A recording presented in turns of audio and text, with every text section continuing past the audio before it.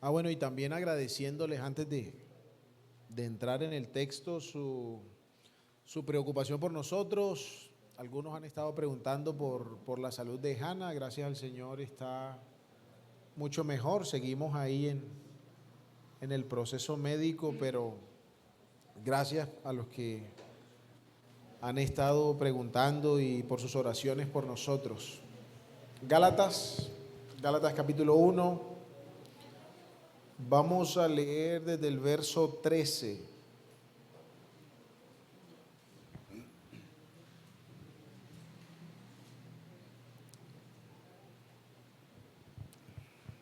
Dice así la palabra del Señor, Gálatas 1:13. Porque ya habéis oído acerca de mi conducta en otro tiempo en el judaísmo, dice el apóstol Pablo, que perseguía sobremanera la iglesia de Dios y la asolaba. Y en el judaísmo aventajaba a muchos de mis contemporáneos en mi nación, siendo mucho más celoso de las tradiciones de mis padres. Pero cuando agradó a Dios, que me apartó desde el vientre de mi madre y me llamó por su gracia, revelar a su Hijo en mí para que yo le predicase entre los gentiles, no consulté enseguida con carne y sangre, ni subí a Jerusalén a los que eran apóstoles antes que yo, sino que fui a Arabia y volví de nuevo a Damasco. Vamos a dejar la lectura allí, que el Señor nos esté bendiciendo por medio de su palabra. Les voy a invitar a orar una vez más. Dios, Padre bueno, gracias damos porque para siempre es tu misericordia, sobreabundante es tu gracia. Alabamos, Señor, y bendecimos tu nombre porque no hay otro como tú, por todos los beneficios que de ti hemos recibido, por toda tu bondad, tu amor. Damos gracias, Padre, porque eres fiel, justo.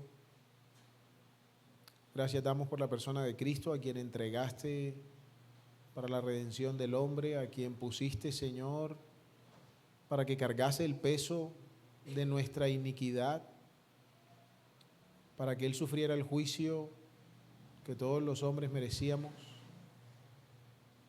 con el fin de darnos perdón, acceso a tu presencia y esperanza. Gracias te damos también ahora, oh Dios, por tu palabra escrita,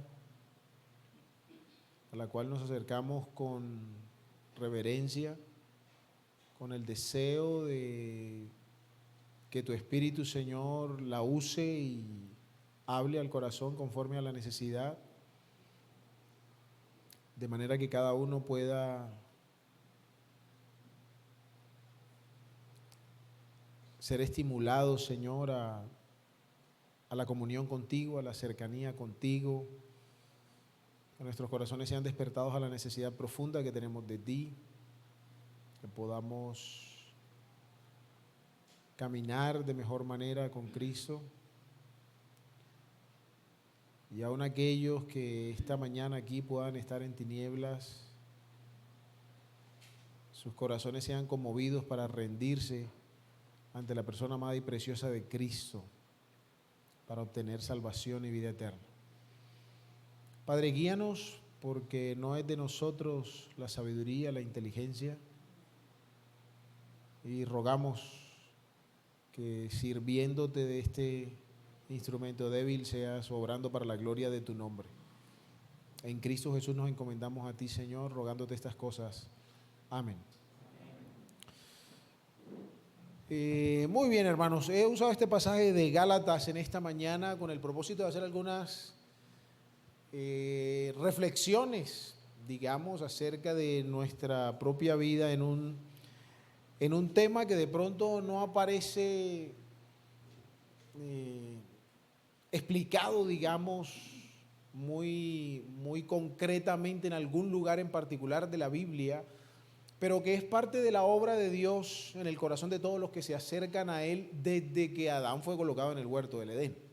Es parte del trato de Dios con nosotros, y que en los días en los que estamos viviendo me parece muy pertinente para la vida de la iglesia. De hecho, se ha convertido en una conversación recurrente pues en Tuluá, Bugalagrande, con las personas con las que estamos trabajando.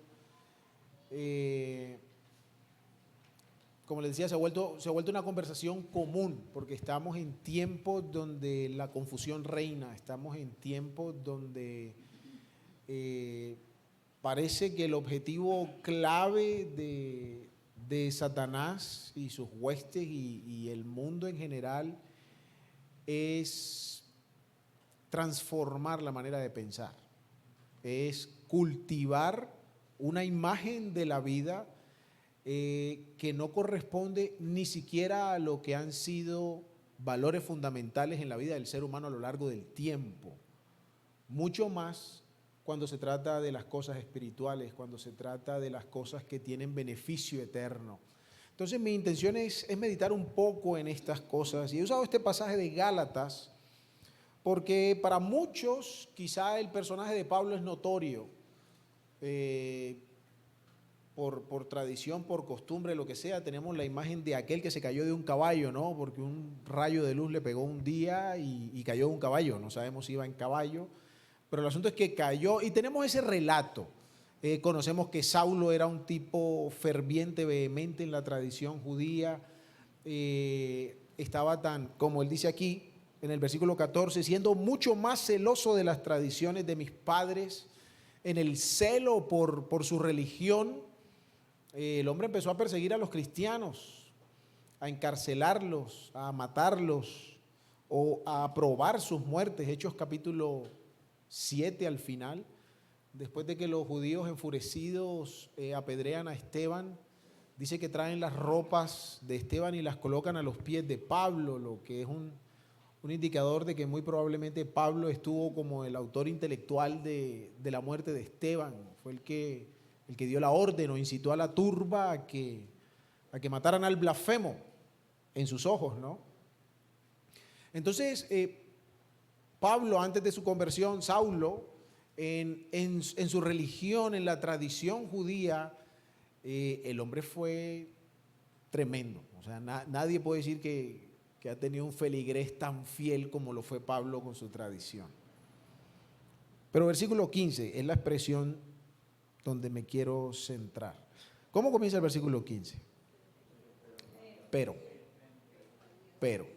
Y Pablo acaba de describir: ustedes conocen mi conducta en el judaísmo, que perseguía en sobremanera a la iglesia de Dios, la asolaba. En el judaísmo aventajaba a muchos de mis contemporáneos, siendo más celoso que ellos.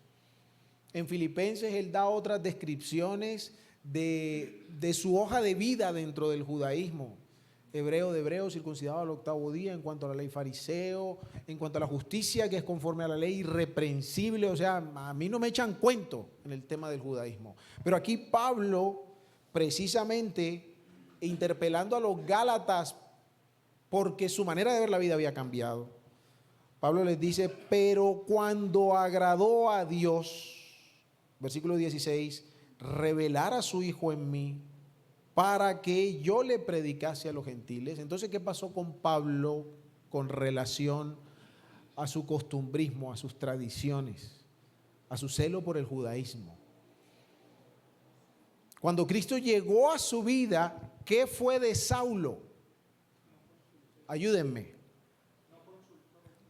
Bueno, aquí se refiere a unas cosas que hizo para aprender la doctrina, digamos.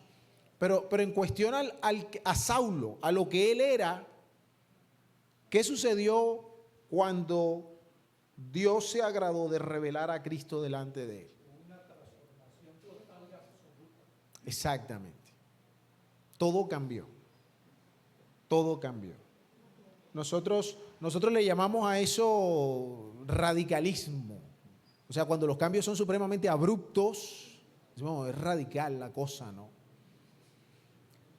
Pablo tuvo un cambio radical, diríamos en nuestros términos.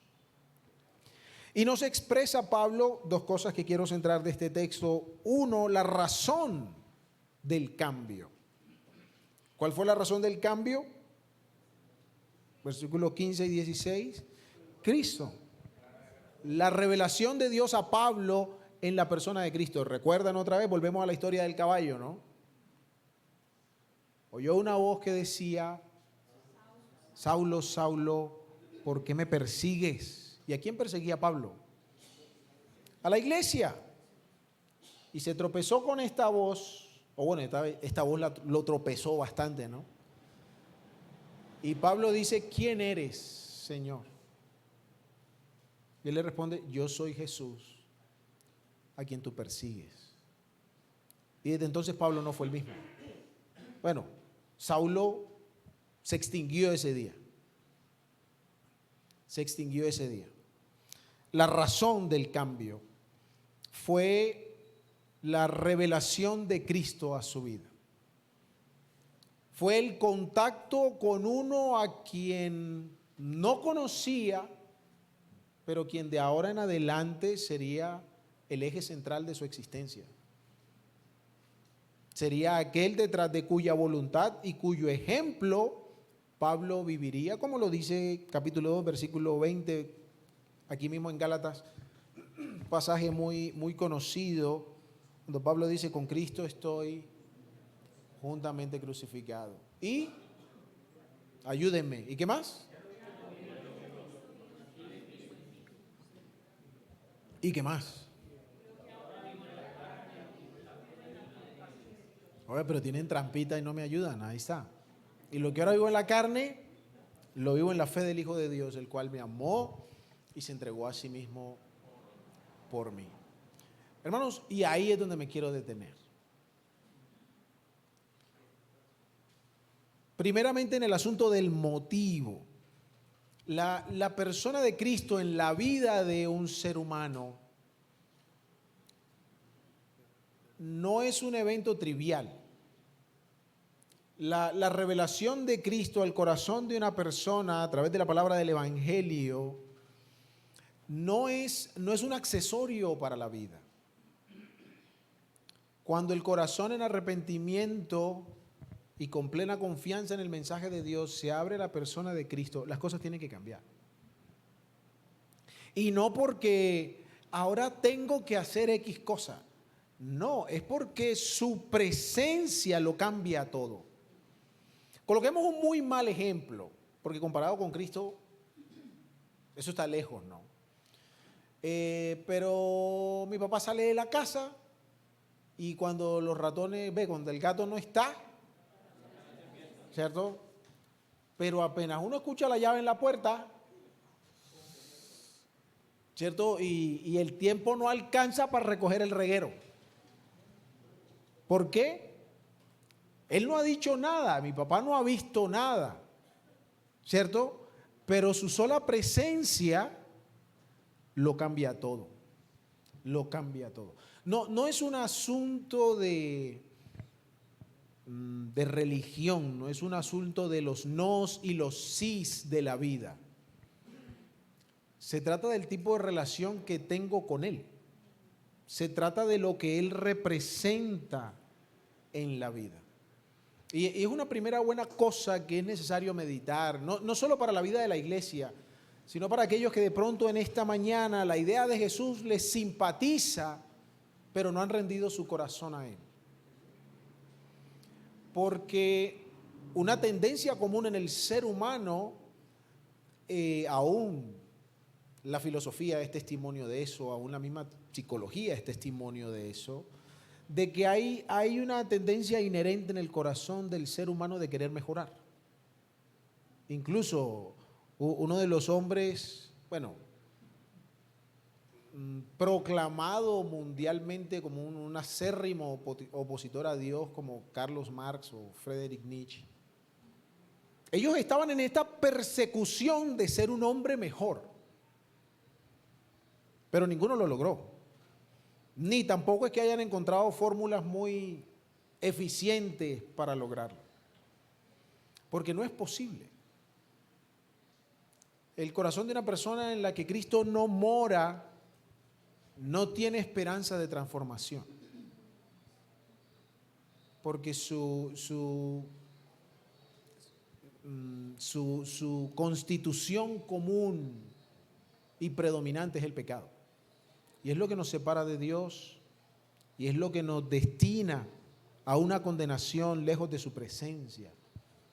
Pero como dos, Emanuel y Dominic, en los versículos que recitaban, nos recordaban Dios en su gran amor, Dios no queriendo que el hombre se pierda, hizo provisión en el único medio posible, Cristo Jesús.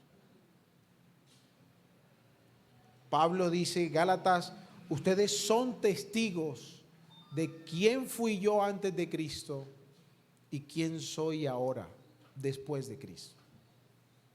Como nuestra historia, ¿no? Nuestro calendario. La razón del cambio. Lo segundo que quiero ilustrar antes de hacer aplicaciones más específicas es, ¿qué fue lo que cambió? El qué. Vimos un poco la razón, pero ahora, ¿qué fue lo que cambió? Y sí, claramente fue Pablo, ¿no? O sea, la persona por completo fue transformada, pero la manera como Pablo comenta estas cosas ilustran el asunto específico en el que me quiero detener. ¿Qué cambió en la vida de Pablo en términos prácticos? Bueno, perdón, me detengo un poquito y me devuelvo. Cuando Cristo viene a la vida, Él no está interesado en cambiar las conductas, aunque las conductas cambien, porque van a cambiar, como estamos diciendo. La razón de incalculable valor en la persona de Cristo es que Él cambia el corazón. Él transforma el ser. Dice 2 Corintios 5:17, un pasaje también muy conocido, que cuando alguno está en Cristo, entonces y solo entonces es una nueva criatura, no antes ni de otra forma. Cuando está en Cristo es una nueva creación y lo viejo es deshecho y ahora hay una novedad de vida en la que somos llamados a vivir. ¿Estamos claros? Estamos claros. Entonces, cuando me refiero aquí en qué cambió en Pablo, no quiero que piensen que estoy desechando eso, ¿no? Porque eso es lo vital. Pero para la forma de vivir de Pablo, sí comunico bien la diferencia. No es lo que pasó dentro, sino ahora lo que cambió a manera de herramienta para Pablo seguir adelante en este nuevo camino fue lo que algunos llaman su cosmovisión. Dicho aquí en criollo, su manera de ver la vida. Lo que pasa es que es una expresión un poquito confusa, ¿no? Pero lo que cambió es cómo Pablo ahora mide la vida, cómo piensa de la vida, cómo Pablo enfrenta los asuntos de la vida, cuáles son los valores, los principios que rigen ahora a Pablo para conducirse en esta vida. Eso fue lo que pasó. Hermano, ¿usted dónde sacó eso? No, venga, yo les cuento. Aquí dice Pablo en el versículo anterior. Y por eso quise recapitular quién era Pablo. Porque, perdónenme la comparación, pero para traer algo actual, a veces uno habla con personas y en la casa tienen un letrerito, ¿no? Aquí somos católicos, apostólicos, romanos. Por lo menos la de Romanos no clasifica porque son vallecaucanos, o sea, no hay nadie de Roma, no hay nadie de Roma. Sí me hago entender, o sea, podemos tener una cosa ahí, pero no van a misa, no nada, pero tienen su letrero que los identifica. Bueno, Pablo no era de esos. Pablo sí llenaba todas las palabritas de lo que sea que fuera su título en la puerta de la casa, ¿no? Yo aquí soy fariseo, judío, de la tribu de yo no sé quién, y a mí, mejor dicho, él llenaba por completo toda esa descripción. Y Pablo dice que él era mucho más celoso de qué, de las tradiciones de sus padres. ¿Cómo Pablo guiaba su vida? ¿Qué era lo que movilizaba a Pablo? Las tradiciones de sus padres.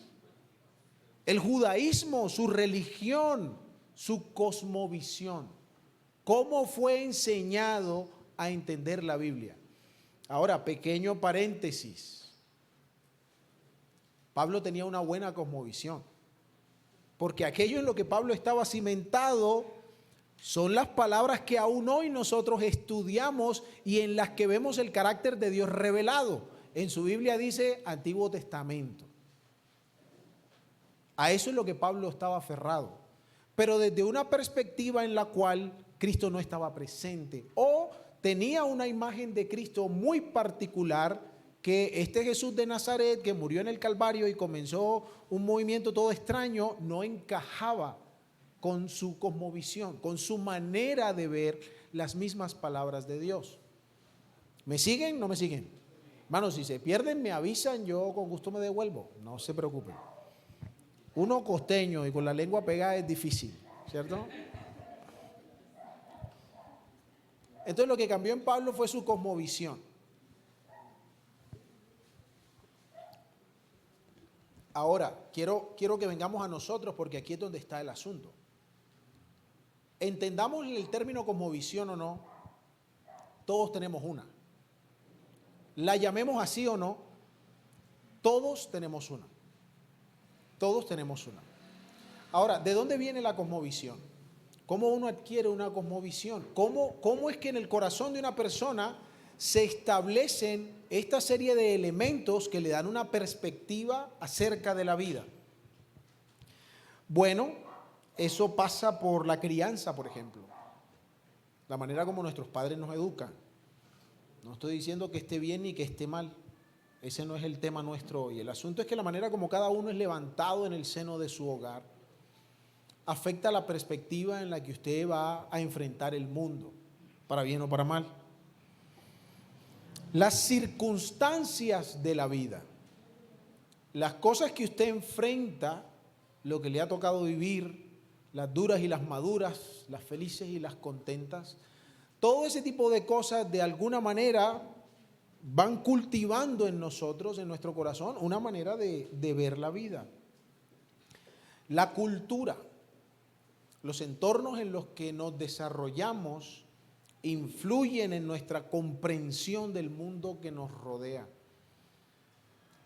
A manera ilustrativa, y como dato curioso, escuchaba una conferencia hace un tiempo de una tribu en no sé dónde, no me preocupen, pero es lejos de aquí, donde su orientación es 100% cardinal, o sea, cardinal de la brújula, ¿no? Norte, sur.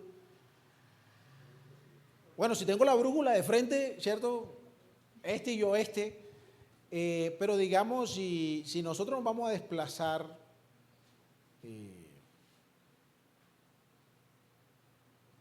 para la tienda, allí,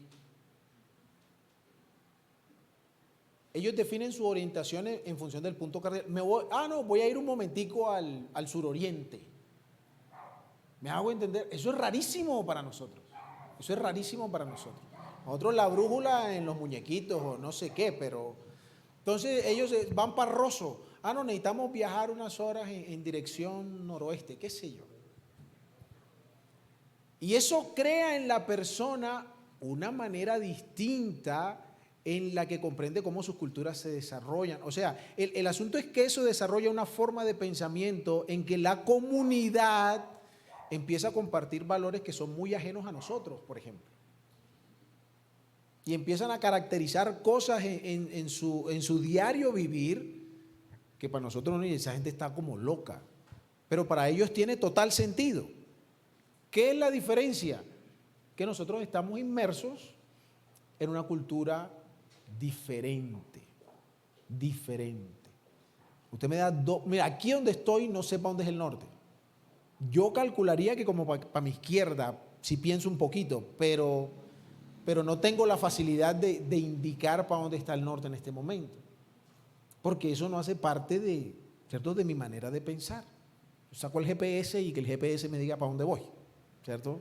Y aquí en Cali, peor. Tengo que tener eso prendido todo el día. Pero bueno, la cultura. Otra cosa, los hábitos y las costumbres. A qué cada uno se va habituando en la medida que va creciendo, en la medida que enfrenta las circunstancias de la vida, en función de la cultura en la que se encuentra. ¿Qué hábitos se arraigan a nosotros? ¿Qué culturas son las que van forjando qué costumbres son las que van forjando de alguna manera nuestra identidad? Eso afecta nuestra cosmovisión. Y por último, usando esta palabra de Pablo, habrá más elementos, pero he querido retratar los más significativos. Y por último, la tradición. ¿Por qué no dejé la tradición en la cultura? Porque es que uno puede crecer en muchas tradiciones que no necesariamente son culturales. ¿Cierto? Su familia se acostumbró a ir todos los domingos al río, digamos. Eso para usted es una tradición. O sea, en el tiempo eso se convierte en una tradición. Bueno, aquí en Cali de pronto sí es cultural, ¿no? Porque la gente va mucho a Pance o lo que sea, ¿cierto? Pero en la costa no. En Barranquilla no. Por ejemplo, río. Usted no va al río a menos que quiera que se lo lleven, porque allá el Magdalena ya está bien ancho, que es el único río que tenemos. Entonces nadie va, ay, vamos a hacer un paseo de hoy al río. Se va con olla y sancocho y de todo, hasta el mar Atlántico. ¿Cierto? Son costumbres distintas, pero hay tradiciones que no necesariamente son el reflejo de la cultura general. Hay tradiciones que son muy de la casa, muy de lo que el papá, la mamá querían hacer, lo que se construyó en el seno familiar. Ahora, ¿por qué hacemos mención de todas estas cosas otra vez? Porque, hermanos y amigos, eso influye en la manera como usted ve la vida. Pensando en los que no conocen a Cristo, quizá por eso es que Cristo no es tan relevante para ti.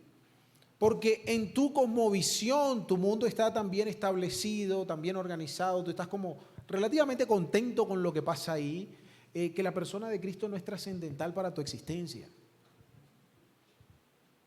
Ahora, una cosmovisión realmente determina lo que es de valor y lo que es verdadero.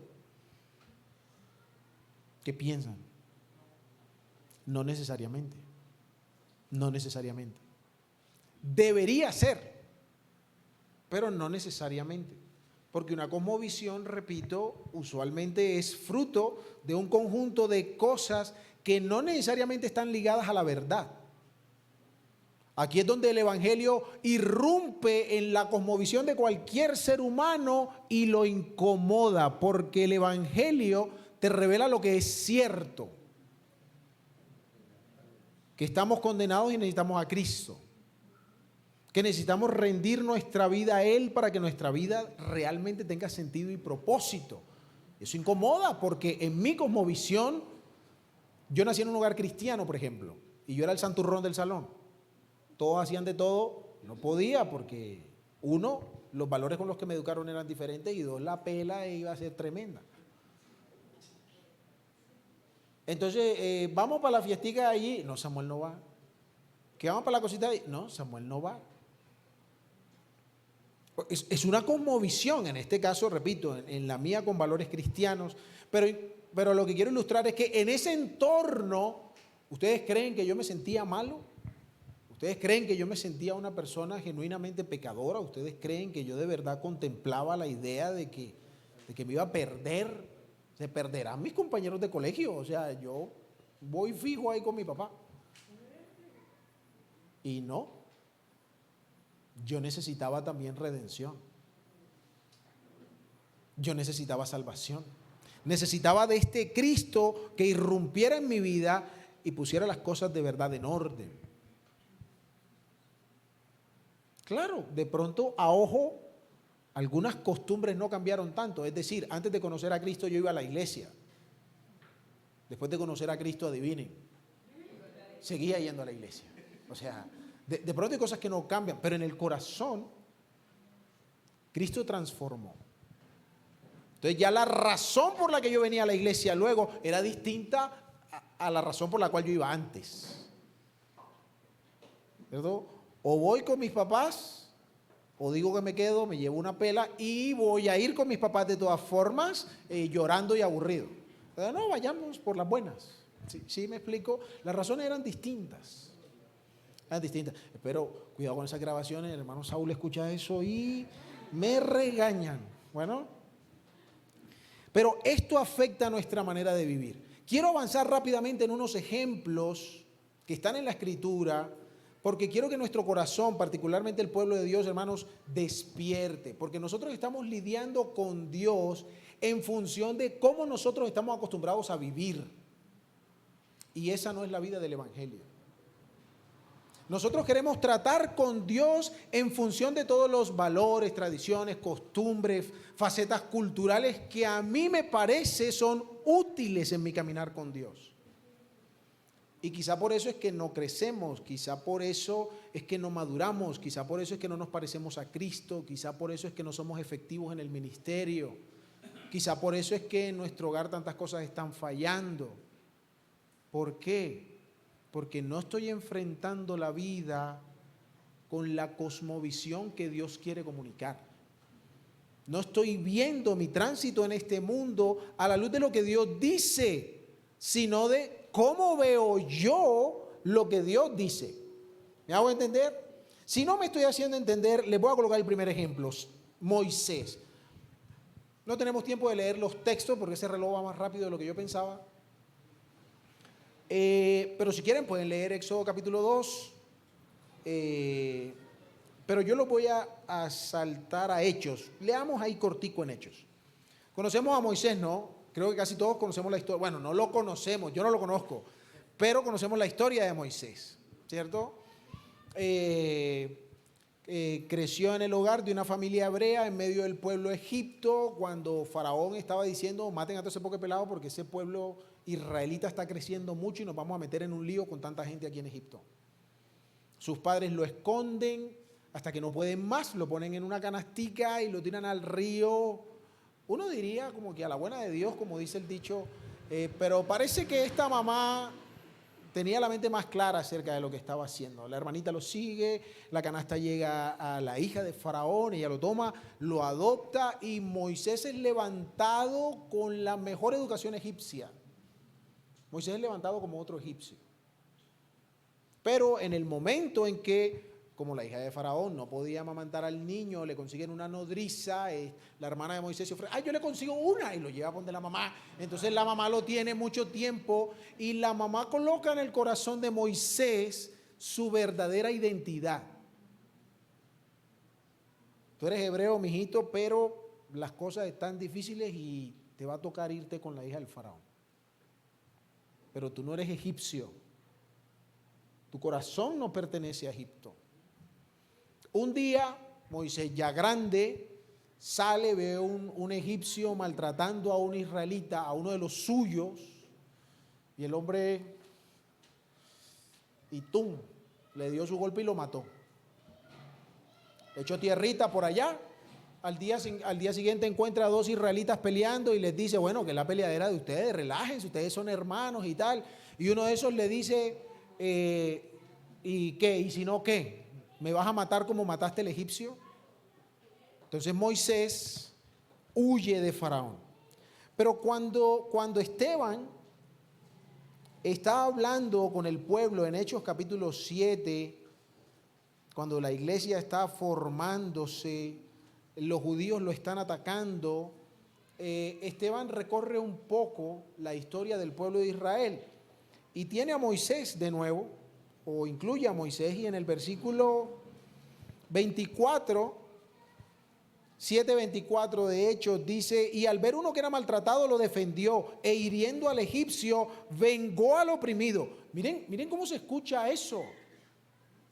¿Quién es Moisés en ese versículo? ¿Qué título le daríamos a Moisés? Sí, mala mía, o sea, pero no usemos vengador, usemos una palabra más genérica, más grande. ¿Cómo quería presentarse Moisés ante el pueblo? Sí, pero miren, lo defendió e hiriendo al egipcio, vengó al oprimido. Leamos el 25, a ver. Porque él pensaba que sus hermanos comprendían que Dios ¿qué? O sea, ¿cómo se está viendo Moisés? Como un libertador.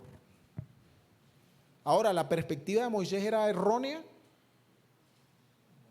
No, porque si ustedes leen aquí, y este versículo me puso a pensar bastante, Él dice, él pensaba que sus hermanos comprendían que Dios le daría libertad por mano suya, mas ellos no lo habían entendido así. Es decir, Esteban no dice, Moisés estaba equivocado. ¿Me hago entender? O sea, no es que Moisés estaba loco pensando en que Dios lo iba a libertar. Quizá Dios le había dicho a Moisés, o algo habría ahí, que Moisés entendía que él iba a ser, o iba a ser instrumento para eso. Pero sus hermanos no lo entendieron. Ahora, ¿dónde está el problema de la cosmovisión? ¿Dónde crece Moisés? En Egipto, el imperio de los imperios en aquel entonces, un pueblo conquistador.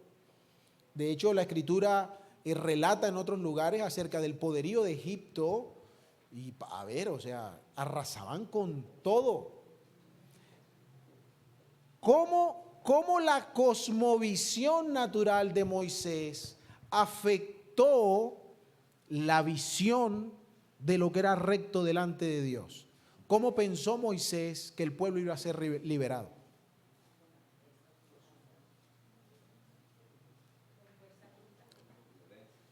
Con una revuelta. Moisés dijo, no, aquí lo que es que empezamos a cascar a los egipcios y los vamos minando y tal, y un día nos les volamos a esta gente. ¿Me hago entender por qué? Moisés fue enseñado en las mejores estrategias militares, digamos, en su época. Moisés, según lo que algunos escritores dicen, era el próximo faraón de Egipto. Y él dice, no, Señor, Dios va a libertar, me va a usar. Listo, ya te tengo la estrategia, ya sé cómo vamos a resolver esto.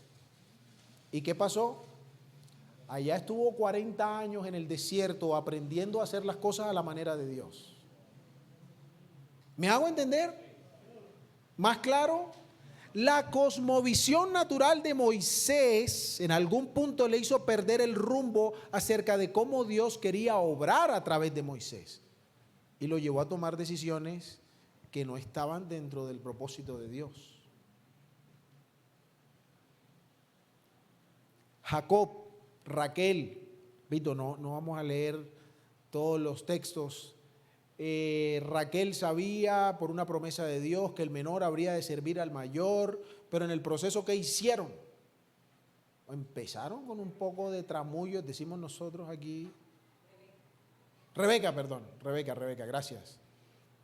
Y empezaron, enredaron al pobre, bueno, no sé si era el pobre Isaac, pero enredaron al tipo, esto no ven, disfrázate, quitar. Perdónenme los que de pronto no están familiarizados con la imagen, pueden leerlo en Génesis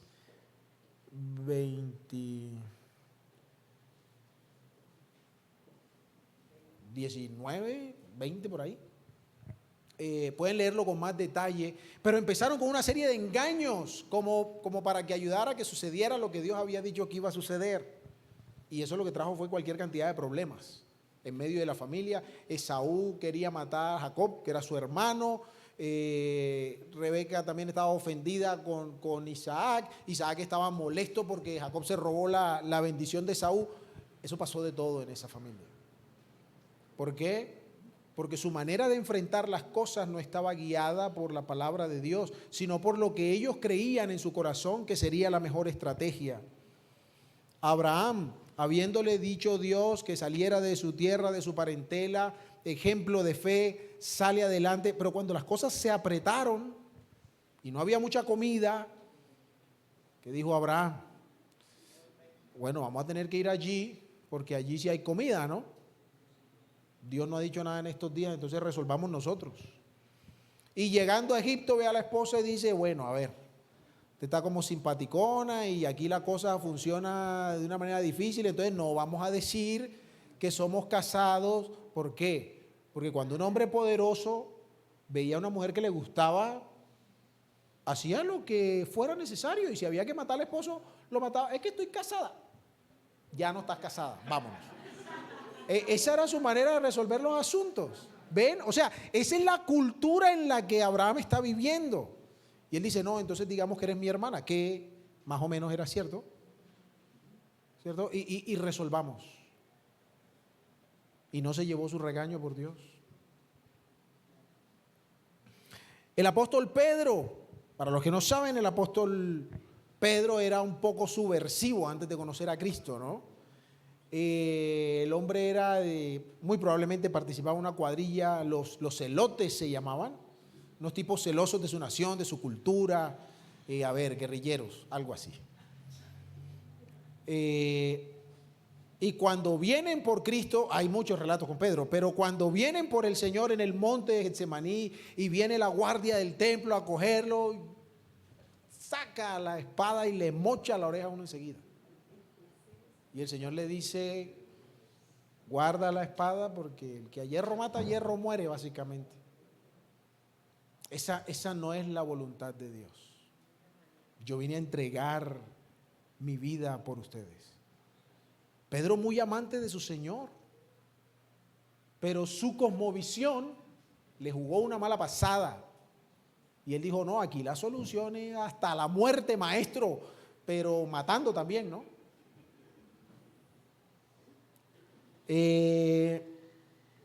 Simón, aquí en Hechos hay otro relato, me imagino que siguen ahí, en el capítulo 8, una paginita hacia adelante.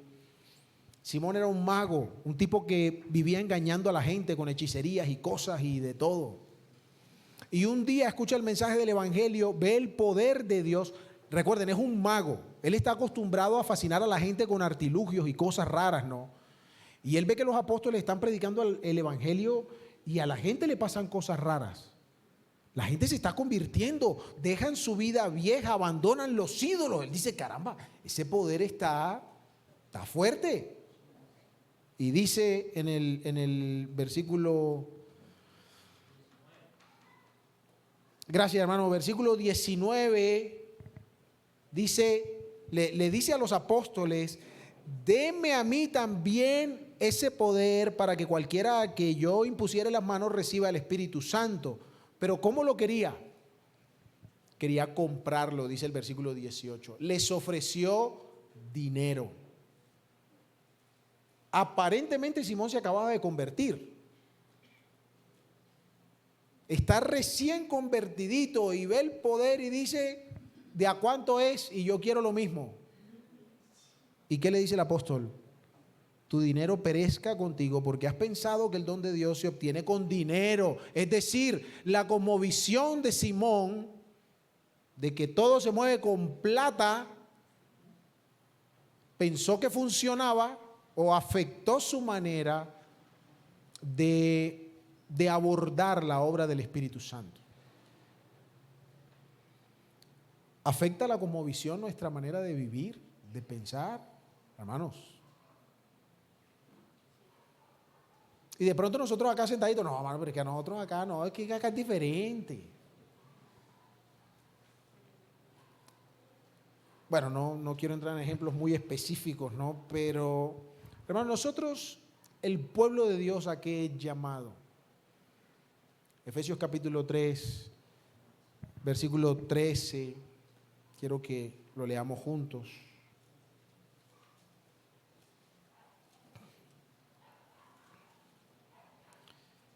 Dice, hasta que todos lleguemos a la unidad de la fe y del conocimiento del Hijo de Dios, a un varón perfecto, a la medida de la estatura de la plenitud de Cristo. Hermanos, nosotros somos llamados a ser uno en la fe, en el conocimiento y en el carácter. Eso es lo que dice ahí. Somos llamados a ser uno en la fe, en el conocimiento y en el carácter. La personalidad es un poquito distinto, tranquilos. Pero el carácter es lo que define a una persona. Es donde está su identidad. Es lo que lo hace ser reconocible y distinguible de cualquier otra persona. Pero esa fe, esa verdad y ese carácter se reúnen todos ¿en qué elemento común? Al final del versículo 13. ¿Cuál es el elemento que les da contexto? Al final del versículo 13. Oye, ¿qué pasa con el versículo 13? Efesios, estamos en Efesios. Espere. Vamos despacio. 4:13. No, sí, estoy bien, Efesios 4:13.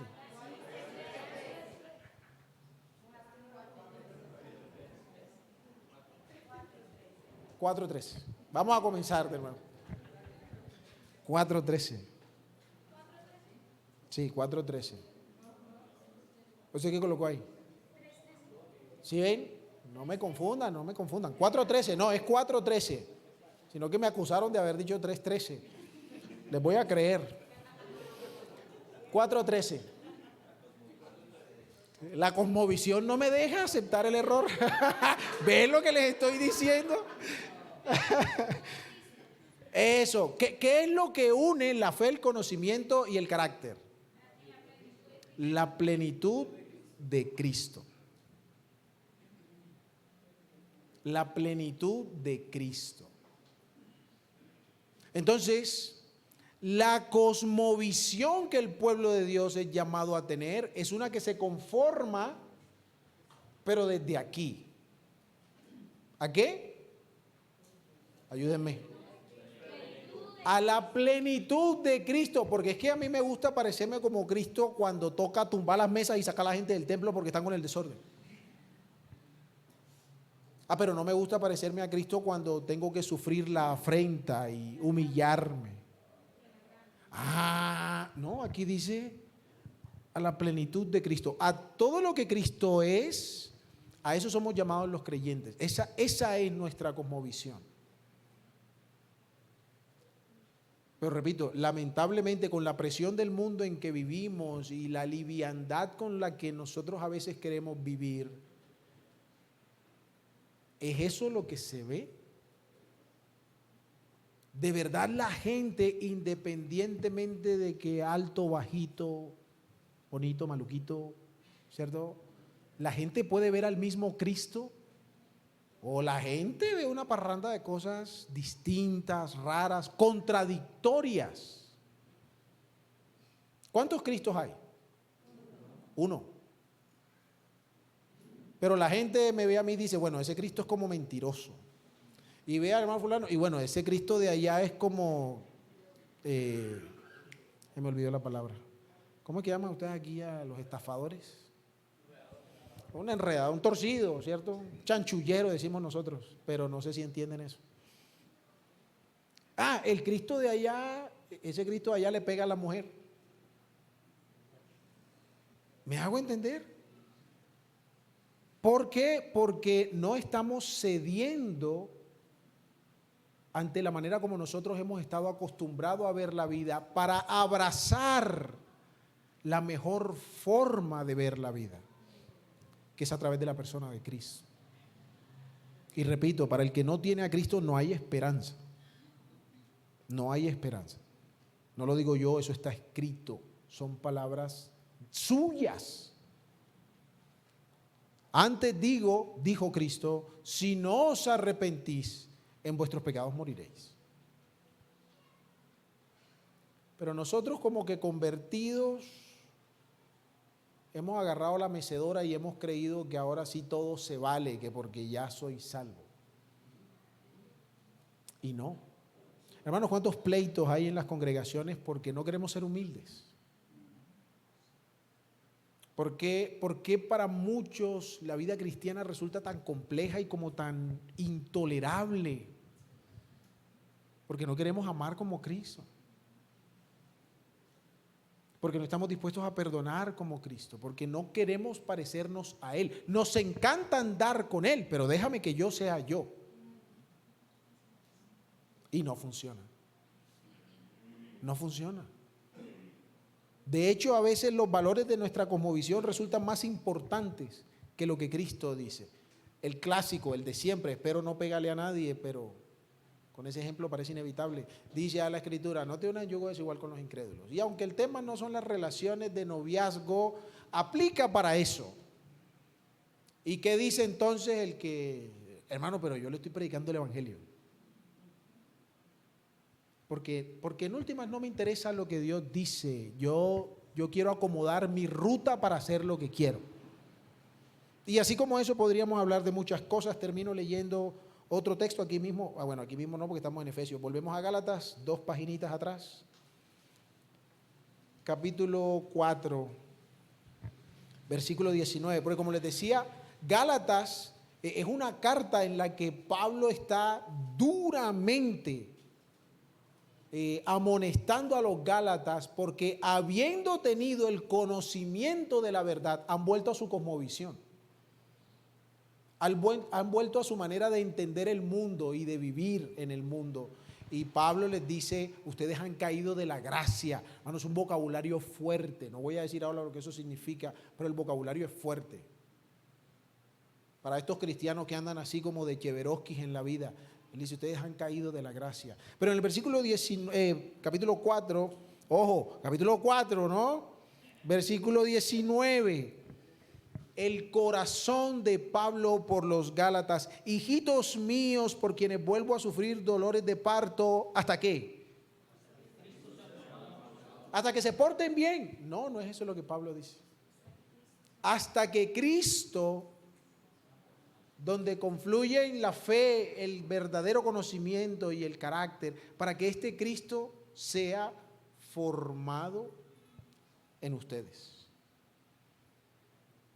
Que sea, hermanos, ese nuestro deseo y oración. Y el que no conoce a Cristo aún, por favor, date la oportunidad de pensar en Él. Lee los evangelios y mira en qué es más seguro confiar, si en tu cosmovisión o en el testimonio de quien Cristo es y lo que quiere hacer por ti. Padre, gracias damos por este tiempo que nos has permitido, por tus misericordias, por tu bondad, por tu amor, por este Cristo precioso en quien hiciste redención por su sangre y nos diste el perdón de los pecados. Gracias, Padre, porque de Él y por Él y para Él son todas las cosas y a Él pertenece la gloria, el imperio, la potencia por los siglos de los siglos. Oh Dios, que nuestros corazones no sean necios para despreciar al que vive y reina por siempre y para siempre. Que nuestro corazón no se ensoberbezca, no se enorgullezca, creyendo que de alguna manera pudiésemos escapar de aquel que es el juez de los corazones de todos los hombres. Padre, que con sencillez podamos postrarnos delante de ti y ser sustentados por tu palabra y por la vida que solo en Cristo das. Que tu pueblo, Señor, no tenga mayor deseo ni meta que ser un reflejo de tus enseñanzas, de tu deseo, de la cosmovisión, de la única legítima y buena cosmovisión que pudiésemos tener. Padre, habla al corazón conforme a su necesidad y que tu nombre en todo y por todo sea glorificado. Y es en el nombre de Cristo, en el único en que hay salvación, en quien oramos, Padre bueno. Amén.